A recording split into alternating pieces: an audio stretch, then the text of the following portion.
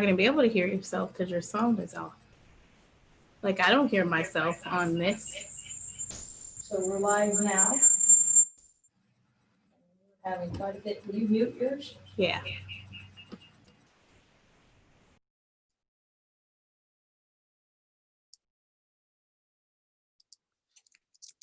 All right, let's do the last ones.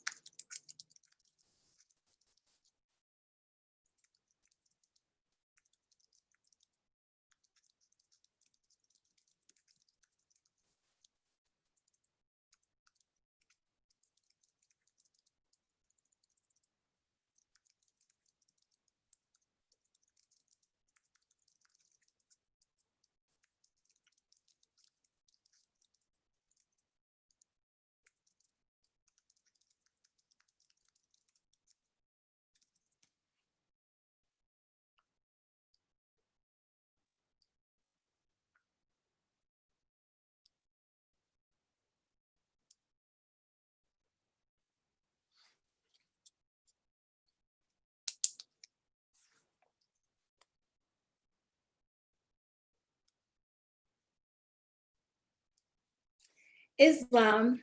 First, I'd like to give praises to the great God Allah and honor to our Prophet Noble Drew Ali. I would like to welcome you to our final series 1 of More Perspective, where we are closing out this series with talking about real estate. And as you guys all know, many of you guys may know a little bit about real estate, but we're going to take a deeper look into it and how you can find the benefits for yourself, but also as a community of how you can build a community within each other by pulling your funds together, pulling your ideas together, and things of that nature. So before we get started, I just wanted to read one instruction from our Holy Quran of the Moor Science Temple of America Incorporated, and it is from chapter 27, the holy unity of the rich and the poor. The man to whom Allah hath given riches and blessed with the mind to employ them aright is peculiarly flavored and highly distinguished. So as I stated, my name is Sister S. Johnson Eel. I'm a member of Temple 71, and I will first introduce you to my co-host, Sister A. Johnson Bay. Islam, Sister A. Johnson Bay here, and get a little feedback. And like the sister said, we're speaking about real estate today, and just a little bit of me. I bought my first duplex. My first house was a duplex I bought in 2013, and I acquired the house across the street in 2016. Started doing Airbnb with Sister K. Jones Bay in 2017. Believe we started remodeling and doing things for that. So that's a part of my Airbnb and residential real estate history there that I just want to talk about. But yeah, I'm from Temple number 55, Hope, Indiana, and I'll let Sister K. Jones Bay introduce herself.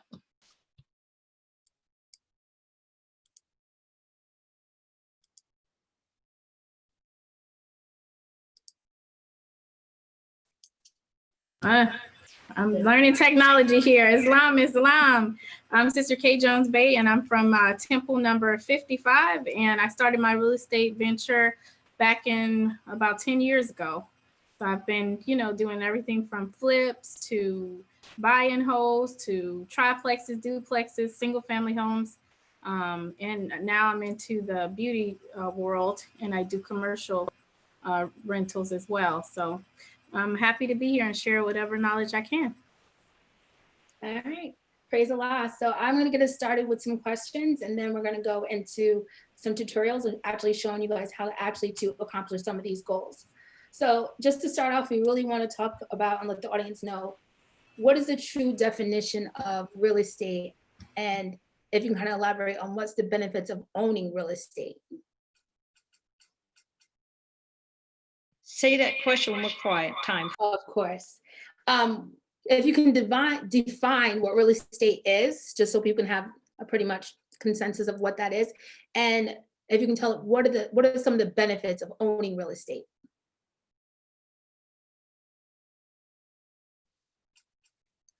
Okay, I will answer this one. What is real estate? Well, real estate is an asset. I feel feel like I want to look up the definition of what real estate is, but in general, real estate is a house or an asset.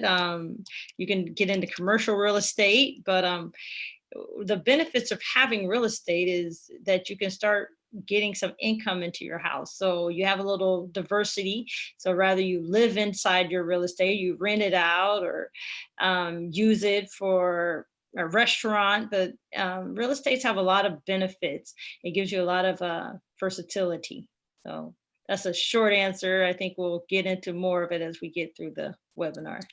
Definitely. The next question that I had from the just from the audience in general, as we were advertising this event, well, this show, was that people are saying, well, is this a good time with the pandemic to really focus on real estate? And if so, why?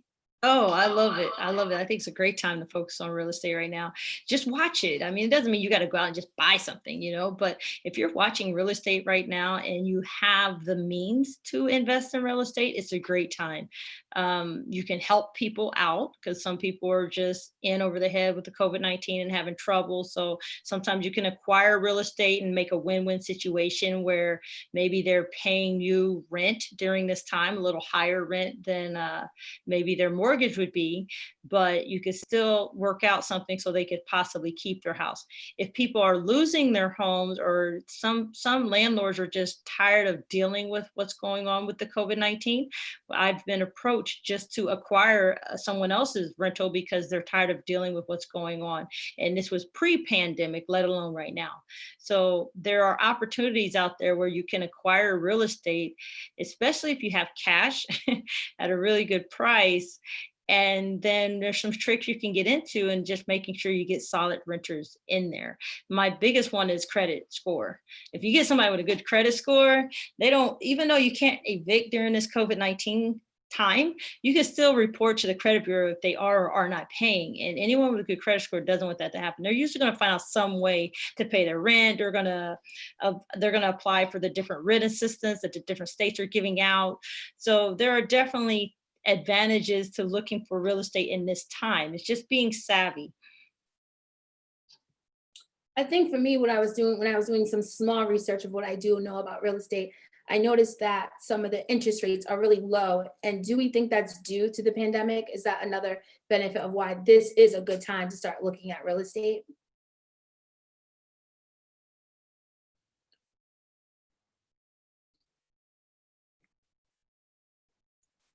Me and Zoom with this mute. So just in just a quick definition. So real estate is any real property that is valued, bartered, or sold. It can be a land, house, boat. And basically, when I think about real estate and the pandemic, anytime there's any type of recession or something that traumatic that happens, that is the best time to buy real estate. That's what a lot of your big time investors and people that are your real estate gurus, they save up for times like this. Because as you stated, Sister Johnson-Hill, that the interest rates do drop. This is a good time to take advantage. Loan programs are out there.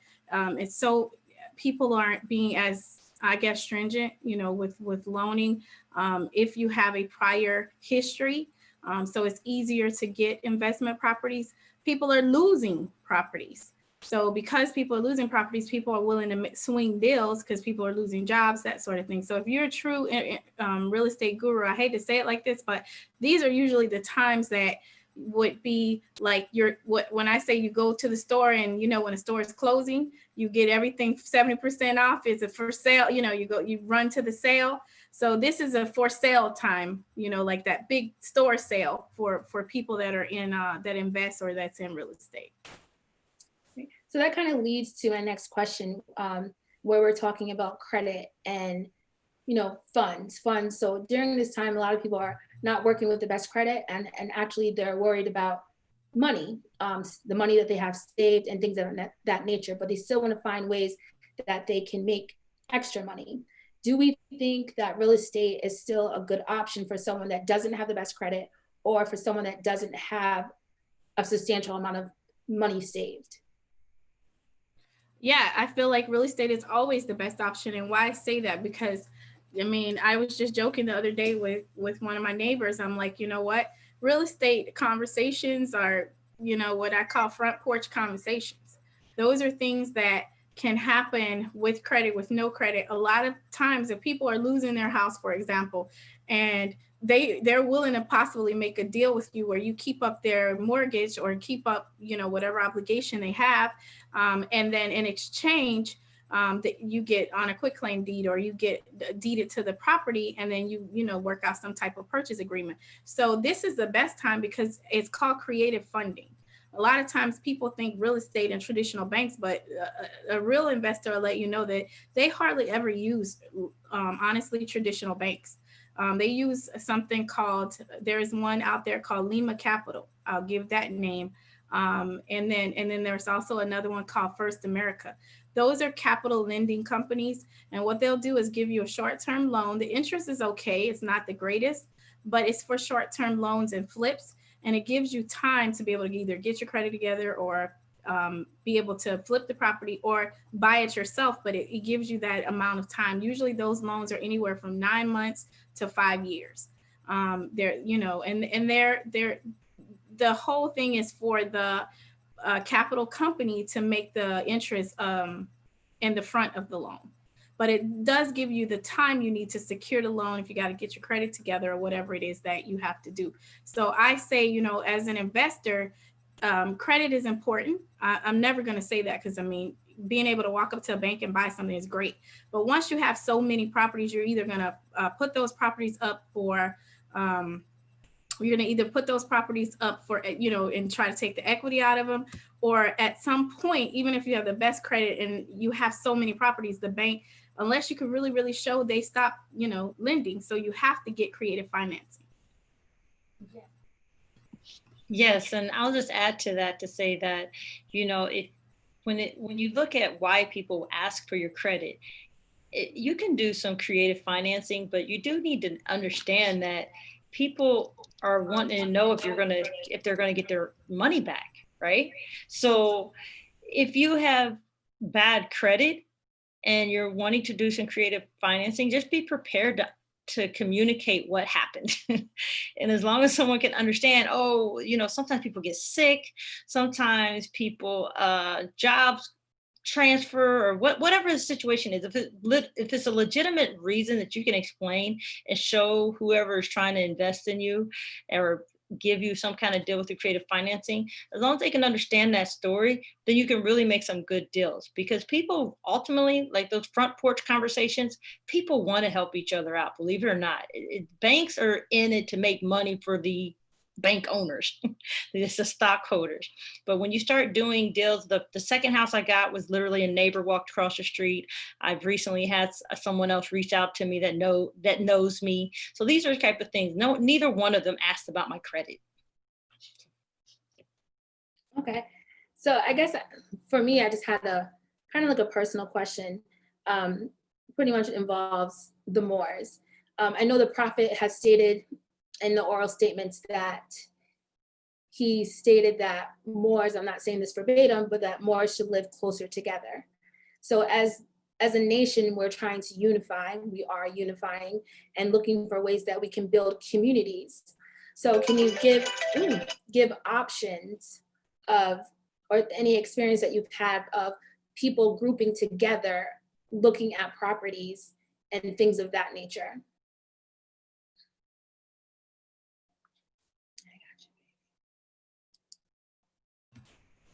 So with that, there's things called crowdfunding or crowd flipping. And so, yeah, that is a good place to go, where a lot of people are grouping their monies together. Everybody will put 10 or 20,000, buy a property, you can flip it, or buying a strip of properties. Because I know there are certain places that, you know, they might have a whole street for sale, and everybody kind of get together and invest. So you have group funding, group investing, what they call crowd flipping, crowdfunding. There's all different kinds of creative ways. So yeah, that is a good suggestion. One thing that we did get started doing, and it's offered to anyone, is since this pandemic, and also, you know, since we've had some downtime, we've got into the crowd flipping where we offer people to come in and we everything goes through a title agency. We'll find a property and we all invest in it and we all get, split the profits from it. So that, and I mean, literally the minimum investment is like $10,000. And we did that to try to help people, especially people that have not been involved in real estate. And we, on our first call that we did, we got like 29 people that was interested. And they started kind of uplifting each other and figuring out, because some of the people that came on there, they may not have had the 10,000 minimum to invest. So they're like, oh, well, can me and this person go in at 5 and 5 each? Or can us 4 go in at 25 each? And they were figuring it out. And this is how, when we start being creative with ourselves as a people, this is how we can uplift, because there is enough to go around and we have to learn to share the pot. Great. I just got a question from the audience that I just want to throw out there before we go into our tutorials.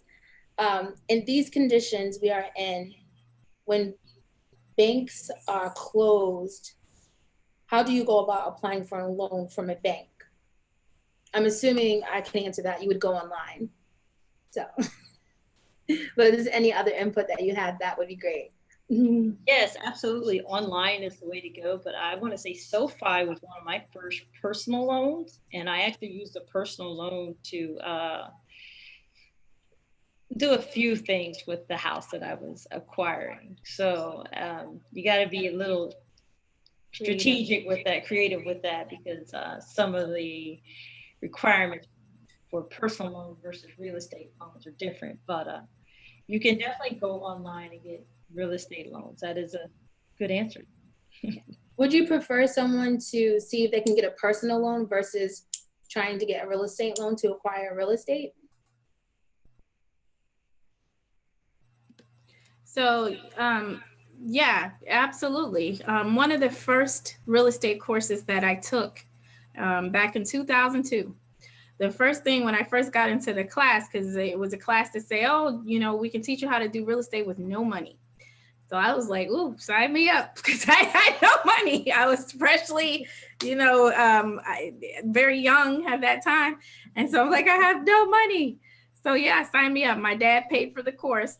And the first thing that they did was they said they wanted us to take and we did the exercise at the actual place.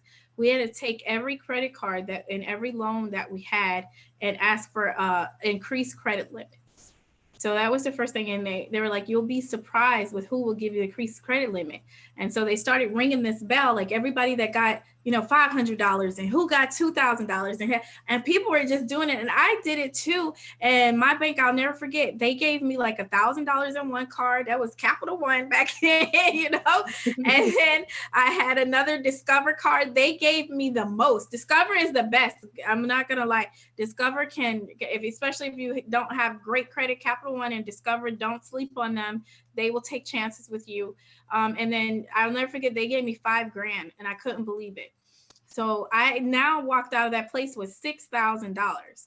And then what they taught me back then is called a simultaneous flip. And so what you would do is basically call around to people that own properties that's on for sale by owner. When you call them, you ask them, hey, can I help you sell your property? You find a buyer for that property. You never even have to touch it. You find a title agency that allows that. And then they did away with it in 2010, but there are still title agencies. I hear people getting back involved in that. But you have your buyer and your seller, you connect the two, and then you get it's similar to a commission, but you sell it at the price that, you get with the realtor, figure out the appraisal, and you connect the two, but whatever the difference is, that is your amount. And then you need no money to do that. So I was really, that's the most I've learned in a class. They actually took us house hunting and we learned to buy houses on credit cards. And people were literally buying, they taught us how to do tax sales, how to acquire different properties, and people were buying houses on credit cards.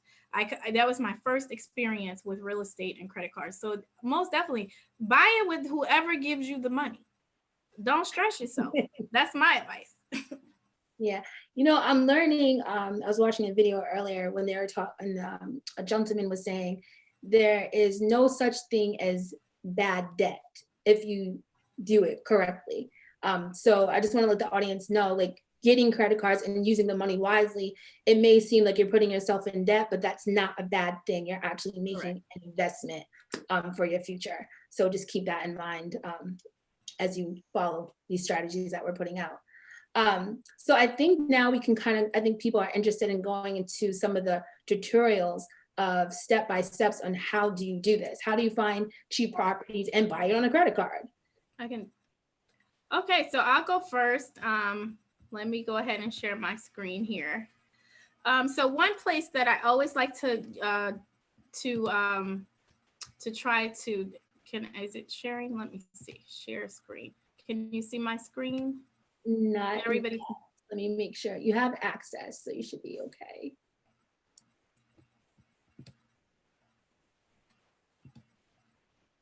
Let me see. Can you see it now?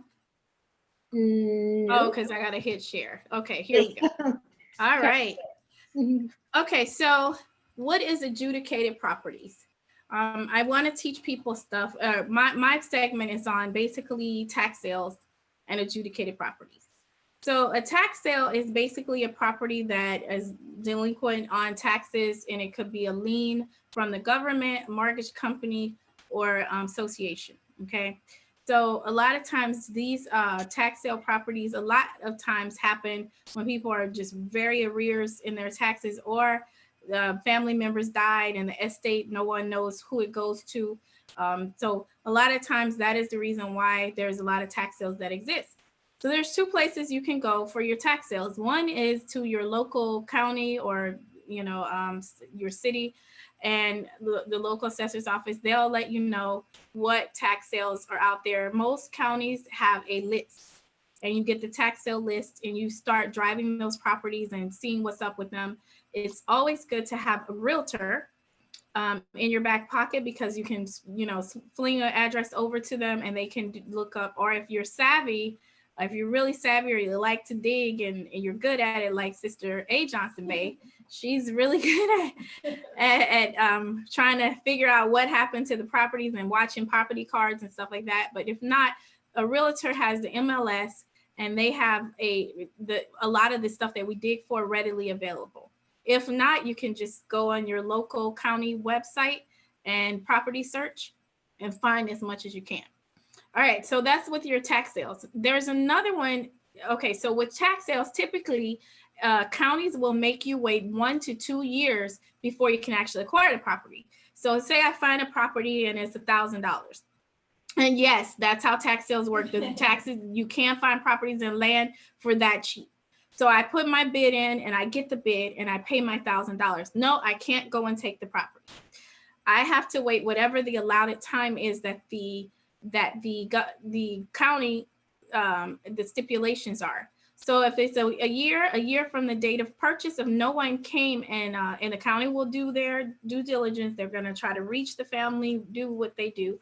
And then eventually they'll send you a letter and say, hey, this property is yours. Come and, get the deed and sign for it. So you go and you do that. Now, what do you do within that year? Well, within that year, you're still kind of, you don't have to, but you're kind of responsible to keep the land or the grass up and the utilities, make sure the house isn't in a situation where it could have more damage. I always say if you see the roof is bad, I may not go and put a roof on the home, but I'll have it tarped, stuff like that. Because you're going to put a lot of money into it because you don't own it yet. So once you get that final, hey, you own it, great, you can start your work progress. But what if they say, no, you don't own it, someone came through and they got the house? Well, the county will go and pay you interest on all that time that they held your money. So if it was 1 year, they'll give you interest, your money back with interest. If it's 2 years, same thing. So I love it because it's a win-win. I mean, the most you might be out of is cutting grass, and really with the interest that they pay you, I think it's 12% for the most part that they pay you back. So, and so every county is different. Well, now let me tell you about this other thing that's sweeter than the tax sales. It's called adjudicated properties. And you can look up that word, write it down, adjudicated properties. Here, adjudication is right up here for you. Why is this different? It's a tax sale, but what happens is you don't have the wait time. Once you close on that property and you win it, it is yours. You don't have to wait. And it's most counties are trying to give away properties. Every city has adjudicated lists. They're using this new website called Civic Source. A lot of counties are choosing to post their adjudicated properties with civicsource.com to try to get them sold. Now, they tell you here what time is the auction, if the property has bids, if it doesn't have bids. So this is just one place that I look sometimes because I'm from Louisiana. So let's just kind of look. Every city they may not be using Civic Source. So if they're not using Civic Source, you can just look under adjudicated properties and see what platform they're using. But a lot of people have joined Civic Source. I even saw stuff in Shelby County here in Indianapolis. So there are places here. So look at this property. This property is on Range Street, is in Shreveport, Louisiana. We can kind of click on it and just see what's going on with this property. And I always like to cross search it with Google Maps, but let me put this on the side here because this is one. But as you can see, it tells you the parish that's selling it. There is no deposit, and there is an $850 to get the bid. And the starting bid is $5,200. So you can do your deposit right here. The highest dollar is going to win, and they tell you what date the auction is. So look at what we can get properties for, $5 grand. And that is, you can go and look up this property to see if it's a single family home or what. But from here, trying to see what this one is. Oh, so it's telling me that Louisiana right here has about 9,400 properties for sale, or, for sale. And 4,100 of them are investment properties. So meaning they might be triplexes, duplexes, something you can make money off of. And then here's some auctions that's about to happen. And 12 properties have bids. There's 9,000 that still doesn't have bids. So if anybody asks, is there real estate out there to be bought? Absolutely. You just have to look outside your box. A lot of times I'll tell you if there's any Miami people on here, because they said, a lot of people say they were going to join. But if you're from Florida, a lot of people are getting frustrated with real estate because the real estate market is very scarce, meaning the inventory is low. Well, that's why you have to look in smaller areas like Louisiana and rural areas. And honestly, on this $5,000 house, most of the time they're 3-bedroom, 2-bath houses, or 2-bedroom, 2-bath houses, or 2-bedroom, 1-bath. The thing is, you can definitely rent that out and get you some really good income. So it does take a little research, but is there houses under, $5,000? Yes, you saw that one's at $850, so this is just one place I use. It's called civicsource.com. So if anybody want to write it down, they can definitely look it up and have fun.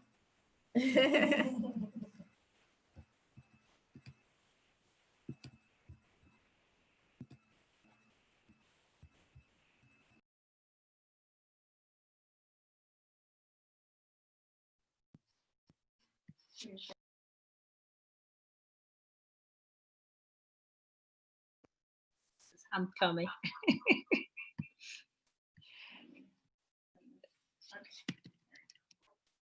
All right.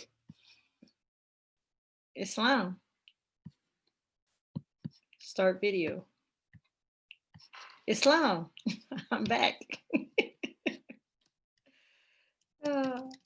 I cannot hear you, Sister Johnson-Hill.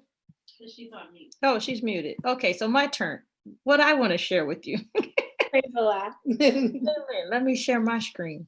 So I like to go on my Zillow. Maybe it's the best, maybe it's not. You guys can see my screen, right? No, you have to hit share. Oh, I thought I did. Daggone it. Share. So Sister A. Johnson Bay, you're going to be showing property that people could be looking at or for Absolutely. purchase? Show you how, yes, I want to show you how to just say, hey, she kind of mentioned one way to look at those type of properties she's talking about. So I'm just going to show you I just kind of want to use Zillow real quick just to show how I look at properties there. But then I'm going to get you on the government website for Indiana and how I look at the taxes and the property card and show you what information is on there. Okay. Yes.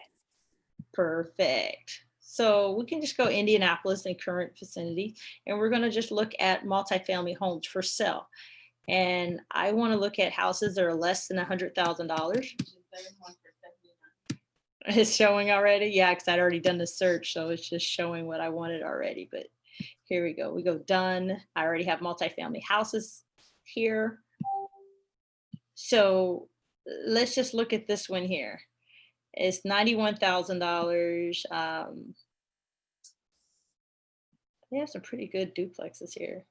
Here's a duplex. 79 at the top. Here's one's for 69. Here's one boarded up for 40,000. 2-bedroom, 1-bath. Yeah. So let's just take this one. So now I say, okay, I found this property, brothers and sisters.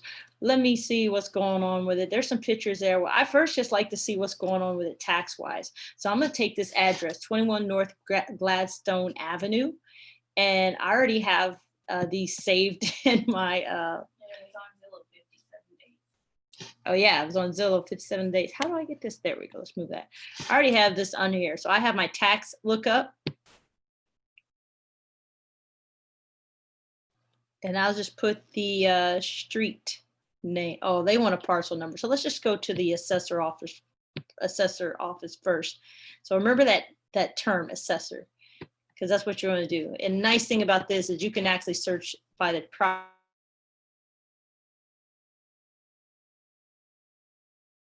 here in Indiana. So it's 21 North Gladstone.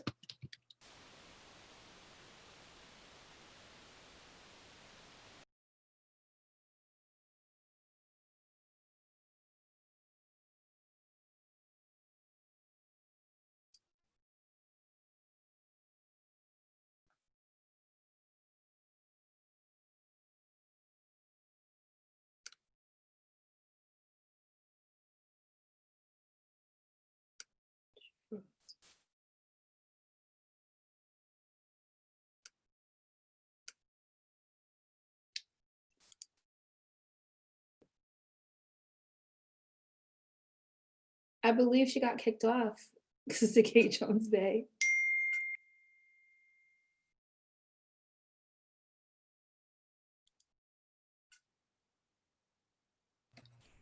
So she got lost for a second. She's going to. My laptop is just. I'm gonna have to join you. Yeah, so I'm gonna let her use this laptop. Perfect. Joining you guys here. So I'm just going to talk through it because it's the technical difficulties. I don't know what's going on. So basically, when you get the assessor office, they will have what's typically called property cards. On these property cards list when they were bought, for how much. Your computer's kind of slow. And sorry, her computer's slow, so I want to share it, but at least it's working, right? I should have had it pulled up, Sister Johnson. I apologize. You're fine. You're fine. You're doing great. But the other thing you can show is not only just where the property address, but it usually gives you the owner name. So a lot of time with these multifamily homes, obviously you have the address, but it will give you who owns that address. So then it gets back into just seeing a little bit of the history. And I love when it shows how much they paid for it, because then you really know what you're going in for. So it shows a little bit of layout too. So that's what I was hoping to show you guys today. But just jot down assessor office for that property card, and the treasurer's office will give you the tax information on if there's any back taxes, because you really want to know that going into the deal. Perfect. Well, I guess you guys could take some of these questions that we have out here together. Yes. So as soon as you get Sister K Jones Bay back in there, I'll start spilling out these questions for you. Yeah, she's ready. You're trying to join there? You want to scoot over? You might as well share the screen. Exactly. It's easier. All right, perfect. I gotcha. All right, so the first questions that we have from the audience is from Candace Burgess. And she says, when starting out, is it best to buy a property and rent it out, or is it best to sell the property and use the profit to buy and flip another property? Is it best to say the question one more time? When starting out, is it best to buy a property and then rent it out? Or is it best to buy the property and then sell it and use the profit to buy another property and to buy another property to flip? Well, you know, the Prophet Noble Drew Ali first says, know thyself, right? So what do you want to do? So for me, I'm about residual income. So when I bought my first duplex, it was near my job. So it made sense for me to live there and rent out the other side. That's what's made sense for me. If you're looking to get a lump sum of cash, yes, you could purchase this and flip it and use the money to purchase another property because you're getting a large sum and it allows you to put a down payment on maybe a single family home because that's what you're looking for. But my advice as far as using real estate to build some kind of retirement option is you just buy it and you rent out each side. If it's because actually you can lose money by living in a certain site. So for example, if you pay $1,000 a month where you're at, but you can rent out each side of your duplex for $1,400, then you'd actually be losing money by living there. Does that make sense? Makes sense to me. So I'll move on to our next question. This is in reference to banks. What are some of the banks that you can reference that you are knowledgeable about that is good for us to get loans, specifically for Moorish Americans or Asiatics? So I would suggest go with a smaller bank because they're hungry for business. So some of my initial loans, and Ann had some initial loans with them as well, was like Popular Bank. They are out of Miami, and they service New York. They service some other places, but your smaller banks, your credit unions, those are the type of banks if you're going to go with the mainstream bank. Or you can go with funding companies like capital lending companies that specialize in real estate. And they specialize in rehab properties as well. So. All right. And then another question that we had is, if the county says you can't buy the property for 2 years and the people that live there start damaging the property, will the county expedite the process? So typically in any tax sale, it's because it's vacant. There's nobody living there. By the time it gets to tax sale, they have been evicted, or, all of the legal proceedings have already happened. So the property is vacant.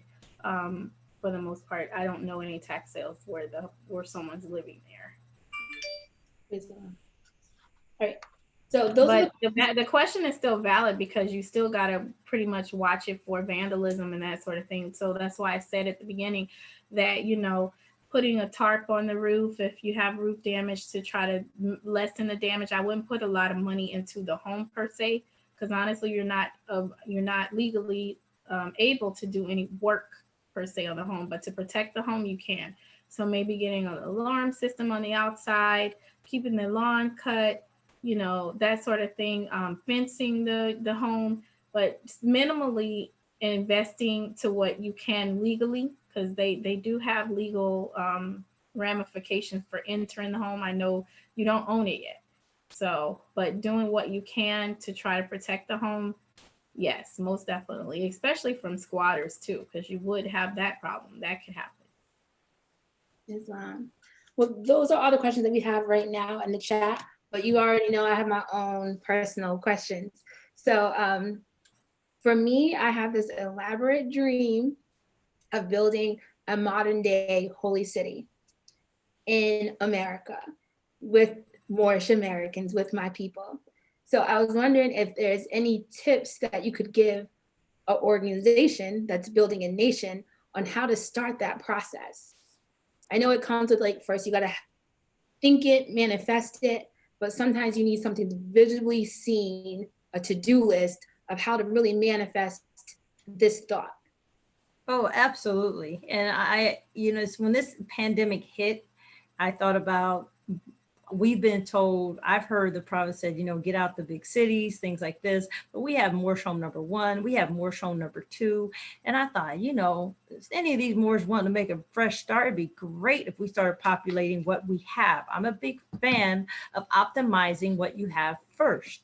So instead of, as a nation, we're saying, hey, let's go out and purchase land and build a big Moorish nation, we have 2 Moorish homes right now that could use assistance and presence there. So literally, my advice would be, look to what we own as the Moorish Science Simple America today, and what can we do together to build it up?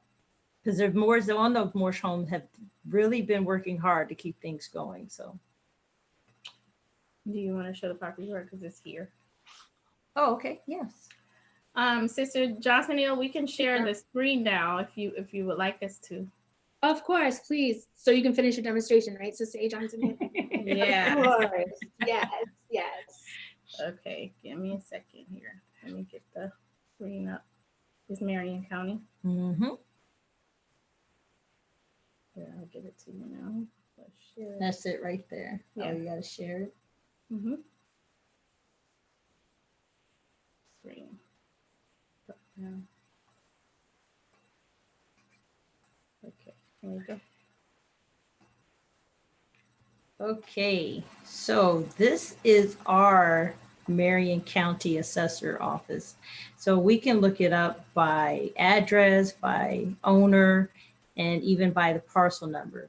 So when you go to search by address and you start typing in, I think we were at 21, do we remember North Gladstone? Do 3911. No. So yeah, North Gladstone, that's what it was. So as you can see, it happened to pop there. Now you can actually see there is a state parcel number, there's a regular parcel number, the full address, and the owner is A3K Nevada Series 8 LLC. So as you can see, this is an investment property owned by an LLC. We click on this and you can see more information about the property. Now this is what they call the property card. And I think Sister Johnson, you had asked me about being able to get layouts. This is the only kind of layout I've ever really gotten, and it is just here on this property card. It's more of an outline of the property, but you can see this has a lot of information on it. So here in this upper left-hand corner, you have your parcel number, this address, you have your legal, the ownership, the address of who owns it. So that's 33150 Miles Road. So whoever this In Ohio. In Ohio. So this LLC who owns this property is in Ohio. We scroll over and this is the information I was telling you about. They can give quite a bit of information on how this on the history of this property. So transfer of ownership. Starting in 2015, I'll scroll in just so we can see a little better here. This is the homework I actually enjoy doing. I don't know why, but I find it interesting. But we have Marion County in 2015, and it was a straight sale for $5,600. And you can see in 2016, September, Brown Jr. Clifford bought it for $13,000 straight. Do you understand what straight versus sell is? Mm-hmm. I don't. It was probably cash.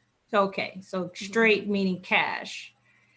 So Clifford, same day, Ocean Point Investments Limited. So most likely he bought that, put it into a organization name, because you see September 15th there several times. So that's really just someone buying it and putting it in the name they want it to be in. And then about 6 months later, March 2017, that's when another LLC purchased it for $24,000. And you can just see. It was probably with a bank or with the, it's either a mortgage company, a bank. It's either a mortgage company, a bank, or some type of real estate transfer was done. And the fact that you see the 24 and the 66 is probably being purchased and then, like he said, mortgage with a bank, including the rehab costs. So a lot of times you may purchase a home for 40,000, but your mortgage company actually gives you an additional 20,000 on that loan to help fix it up. So this is the kind of information that you can start looking at to just see. So now we talk about valuation record. You see this here. It's the land and the improvements by the year. Here. And then we have the land data and computations. That gives you more information there. Let me zoom out. And you to be looking at this information when you find a property that you'd want to buy. This is like Exactly. I like to know this history. It gives you a little bit of nuggets. So at least now, if you were to contact these people and make a conversation about potentially buying it from them, at that point, you could actually talk about, you already know what they paid for it and you know when they did it. This information is not on every single property I've looked at, but I just happened to get lucky and the one we chose did have this kind of information. And I think they were asking 79,000. Yeah, so they were asking 40,000. I can't remember now that we had pulled It was the 40, the one that was boarded up. So Right. that one was 40,000 and they paid 66. So they're trying to get out of it. Yeah, so you know that they're a how they call it a motivator or aggressive seller. Motivated seller. Motivated seller. So, And most probably you might be asking, well, why they asked it 40,000 for it and they paid 66, because they probably that tells me something. That is probably going to take maybe 100,000, maybe 50,000 to fix it up. It's more in it than they're willing to lose, if they're willing to lose money on it. You see what I'm saying? yeah, you can unshare that now.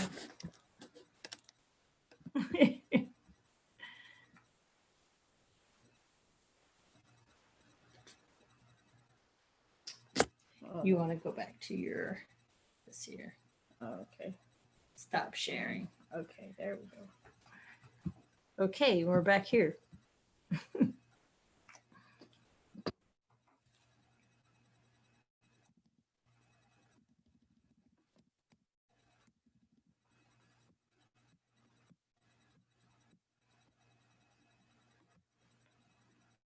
She's muted.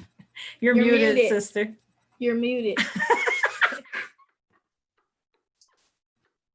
You're rubbing off on me, Sister K. Jones Bay. I know, right? Candace Burgess from the audience said, do you offer any real estate classes? If not, what resources can you share for a person who's wanting to start in real estate? Yeah, so there's a lot of online real estate classes. We don't personally offer, classes, but there are so many out there. But my thing is, try YouTube. Anything that you're wanting to do. So if you're wanting to get into duplexes, type in duplexes, how to flip duplexes. There's a wealth of information, and and just start that way. You can actually join real estate groups on. There's a group on Facebook for everything. So start getting in those groups. Join your local, like if you have a county, a lot of them have real estate groups and things, investor clubs that they have. You may want to start going to investor meetups.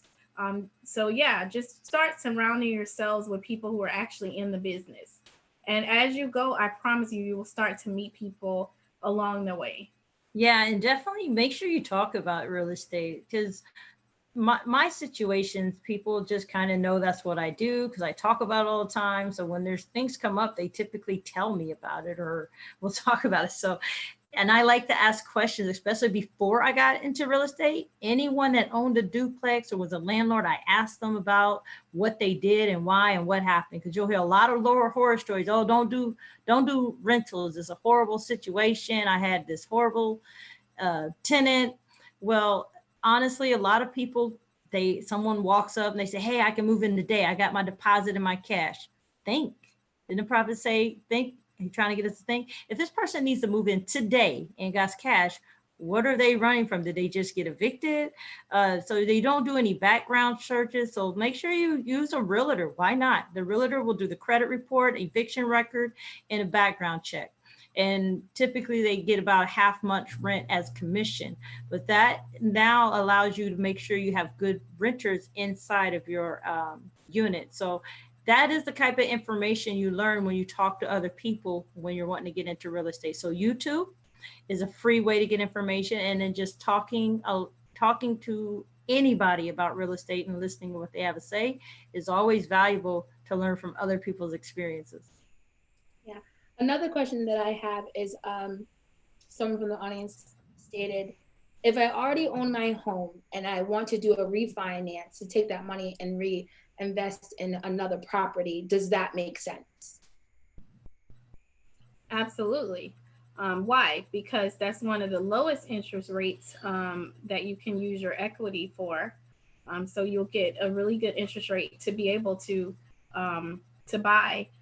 You don't have to worry about the 20% down payment in most cases because you have the cash to do it, depending on how much cash you have. Or if you need the 20% down, there it goes. So that is one of the number one ways, or that investors will tell you is the best way. If you own something, pull the equity out of it. Yeah, I like to say you're letting your business pay for itself. So businesses do it all the time. Corporations do it all the time. Yeah. And I guess my last question is, just so we're clear, you do need some type of good credit, and you do need some type of something saved. You can't just walk into a situation with horrible credit, like a credit score of 500 and below with no cash, and expect something to happen. I know on the show we talked about people walking into a situation with no cash and not the best credit, but I want to kind of give a realistic view of what that really looks like if someone is interested in doing that and is dealing with those type of issues. So that realistic view is definitely true if you're walking into a bank. If you're talking about traditional ways of getting money, you're absolutely right. But as we've said, there are creative financing. There are ways to buy houses and you never even touch the house at all and you earn a profit. So these are the creative financing things we like to let people know about, but it takes work and you have to move quickly and you have to learn how to do it. Yeah. So yeah, I never like to set limitations. That's just my way of doing things. How can I say, partnerships? I mean, I was at a place, honestly, so I'll be vulnerable. When I bought the triplex, my credit score was what, 580, if that. And I'm saying this was 10 years ago. But I partnered with someone because I did have, and I only had $10,000 to my name. So I made myself valuable because guess what? I found the contractors to fix it. We went to an auction. I bid on it. And the girl, she had the credit. So she purchased it as her FHA, right? Because she hadn't bought a house yet. And I actually owned a house at that time. So she purchased it as the FHA. I couldn't get on it because of my credit at that time, but I still own the home. And when we walked away, we split it for $93,000. That was my part. I got 93. We made 200,000 on it, right? And I walked away with about 93 grand. Now, how did I do that? With no money. I put $10,000 into that house. It was 12,000 altogether. She put the 2, I put the 10. But I made myself valuable because I had a contractor. I found him to be able to do the work at this astronomical price. He painted a whole triplex for $500 a piece, $1,500. That's unheard of. He fixed the triplex. We end up at that time having to redo like the cabinets and stuff like that. So it's all about what you're bringing to the table. That's what I tell people. Some people, maybe you don't have money or credit to bring to the table, but you have knowledge, contractors, people. You got to be bringing something. Don't be lazy. Don't be lazy. You gotta be hardworking. I mean, a lot of people want to be entrepreneurs and they're lazy at their job. I'm gonna tell them stay at their job because you can show up to your job and still get paid. You're not gonna be an entrepreneur, get into real estate and be lazy and make money. That's not how it works.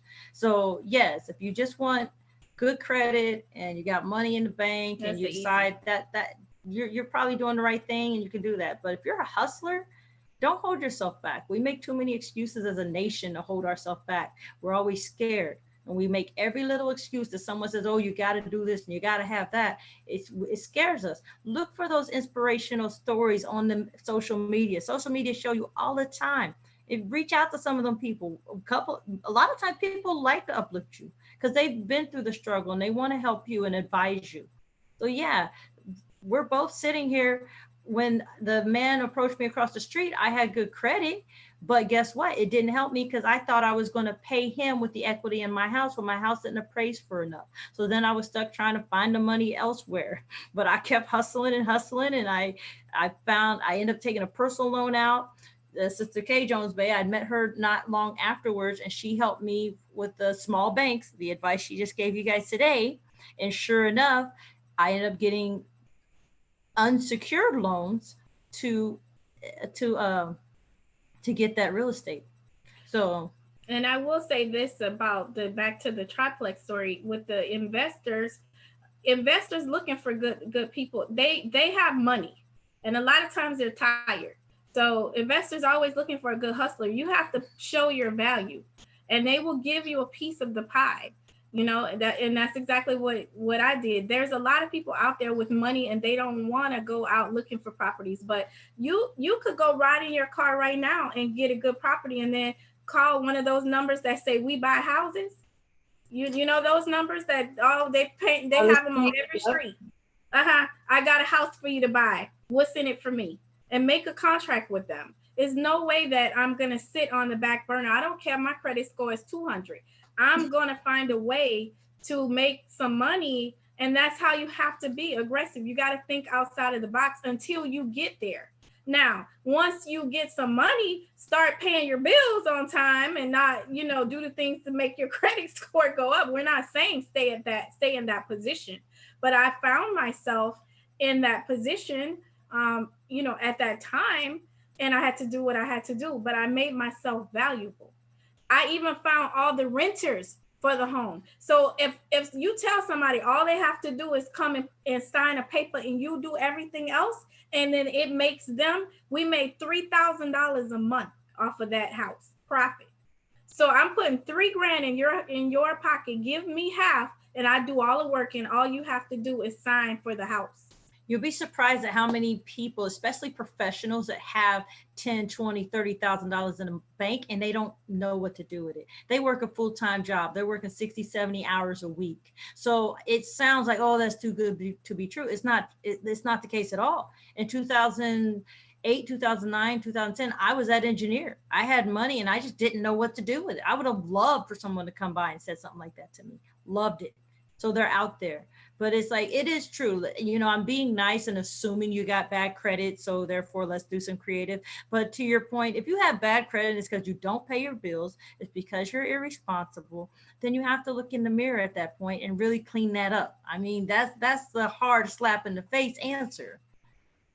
But if it's due to life circumstances, exactly, then those are kind of people we're addressing. Mm-hmm. Hustle, work hard. Don't let it keep you down.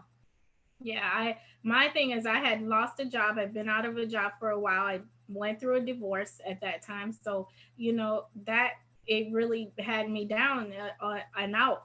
But I didn't let that be an excuse. I couldn't even get a bank account. I remember crying on the floor in not Wells Fargo. I went to Bank of America because I thought I'm on my own. I'm newly, divorced. Let me go get my bank account. You've been with, combined with the person for so long. Let me just go and figure this out. And I remember they're like, well, your credit score is below. And back then, this is before I got the triplex. It was at a 419. And it was a 419. And I needed to be at a 420 just to open a bank account at Bank of America. So they're like, oh, no, you're below the amount. So Wells Fargo took me. And I was able to get my bank account. But my point is, I sit on the floor and cried. And I said to myself, I will never let myself be in that situation ever again. Amen. Rise up. I was young and I figured it out. But, from that point, you try to make better decisions. So I say that I'm being vulnerable and telling you my business, the ugly side, because I want people to see the possibilities. Now Mhm. I work and my credit score will not get below a 700. You know what I mean? Or it's 760 right now. And I try to stay there and I want to be at the 800. Right. But you have to start somewhere. So if your credit is not where it is, don't let that get you down. You can still own property. And if not, go rent to own.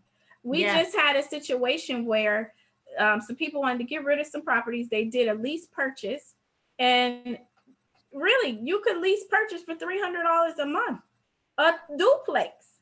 That's what he did.